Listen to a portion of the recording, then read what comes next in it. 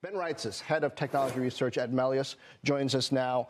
Ben, after the big year last year, not a lot of people would have expected this kind of January, but how sustainable is this, especially given the shortages and some of these chips that we've been talking about as well?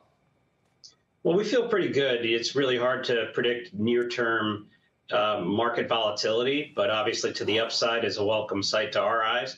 We think that it can continue because we haven't really started. I mean, 2023 was a year of training where we all found out about ChatGPT, but really a lot of large language models needed training. They needed NVIDIA, and NVIDIA got the lion's share of the profits and was the early winner. We think they're going to win this year, but then the market starts to broaden out. The tricky part is a lot of the stocks have moved ahead of them even getting any AI in their financials of a meaningful nature. But I do think it continues, and we still are really excited and glad that we cover a lot of AI stocks. Yeah, so I wonder, how do you play this? Because we're talking about IBM just a few days ago. That stock is up above 170 now. You know, that was a call that you made. We just talked to Arvind not long ago, the CEO of that company. And then you've got names like, you know, your ServiceNows, your Salesforces that are supposed to be rolling out AI-driven applications this year. But as you mentioned, we haven't seen yet how those really affect the financials. So do you wait before you buy in, or do you anticipate that, depending on how the political winds blow in an election year, the stocks might run even before the results come? Well, I do think that you're at the risk if you're not involved of the things continuing to run. I mean, remember, the U.S. government still has to dole out some of their CHIPS Act money and get behind some folks. That's one of the reasons we have a buy on Intel, who has underperformed a little bit year to date, but could catch up. What we think is going to ensue is an AI halo effect where other folks are lifted up. So Dell is a beneficiary of the same trends as Supermicro. They obviously have other things like PCs. They're a cheaper way to play it.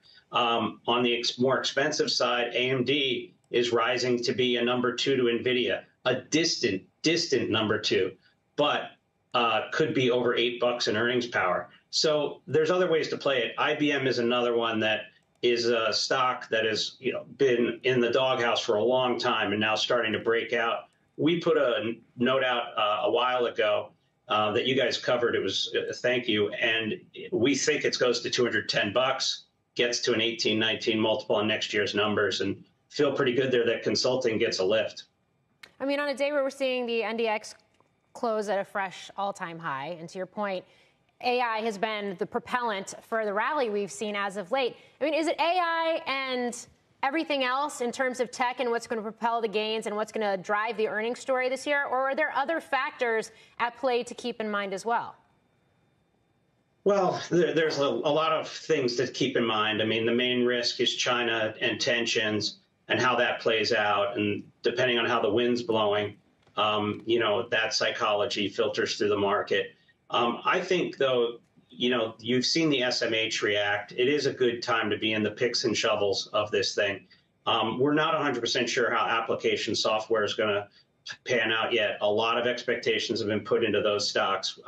We cover a few like Adobe. We cover Microsoft, who we think, everybody knows Microsoft's a winner. We think they just continue to beat and raise pretty much over the next few years. But there's a lot of unpredictable risks. There's also regulation. We'll see how that filters through, and folks licensing data.